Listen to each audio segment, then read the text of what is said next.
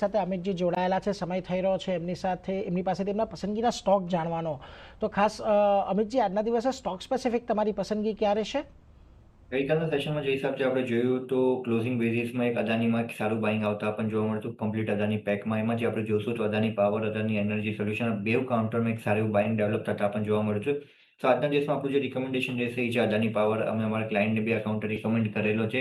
જે હિસાબથી આપણે જોઈએ તો અદાની પાવરનો જે ફોર્મેશન્સ બનતા પણ જોવા મળે છે. કન્ટિન્યુઅસલી આપણે જોઈ રહ્યા છે છેલ્લા 3 મહિનાથી કાઉન્ટર 50 ડીએમનો સપોર્ટ લઈ રહ્યો છે અને ત્યાંથી એક અપમૂવ આવતા આપણને કાઉન્ટરમાં જોવા મળી રહ્યા છે. કાઉન્ટરમાં આપણે જોશું તો હાયર હાઈ, હાયર લો બનતા આપણને જોવા મળી રહ્યું છે અને ફિબોનાકીને એક સ્ટ્રોંગ સપોર્ટ સાથે કાઉન્ટરમાં એક મોમેન્ટમ ચાલુ છે. ડાઉન સાઇડમાં જે સપોર્ટ બનતા આપણને જોવા મળે છે 208 નો છે. જ્યાં સુધી 208 નો લેવલ આ કાઉન્ટર નિગ્લેક્ટ નથી કરતો, ત્યાં સુધી મને લાગે છે કાઉન્ટરનું સેટઅપ પોઝિટિવ જ રહેશે. એક શોર્ટ ટર્મ વ્યૂના હિસાબથી આપણે લોંગની પોઝિશન ક્રિએટ કરી શકાય.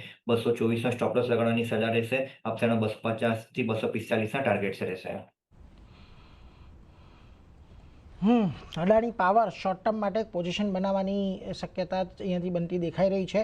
ધ્યાન રાખજો, 224નો સ્ટોપ લોસ છે, 245, 250 સુધીના લક્ષ્યાંક આવી શકે છે. એટલે ટૂંકા ગાળે તમે અહીંયાથી ખાસ કરીને પોઝિશન બનાવી શકો છો અદાણી પાવરની અંદર. જ્યાં સુધી 208નું લેવલ ઇન્ટેક્ટ છે ત્યાં સુધી કોઈ બહુ મોટા ઘટાડાની અપેક્ષા અહીંયાથી નથી બનતી દેખાઈ રહી. ધ્યાન રાખતા રહીશું. આગળ વધીએ.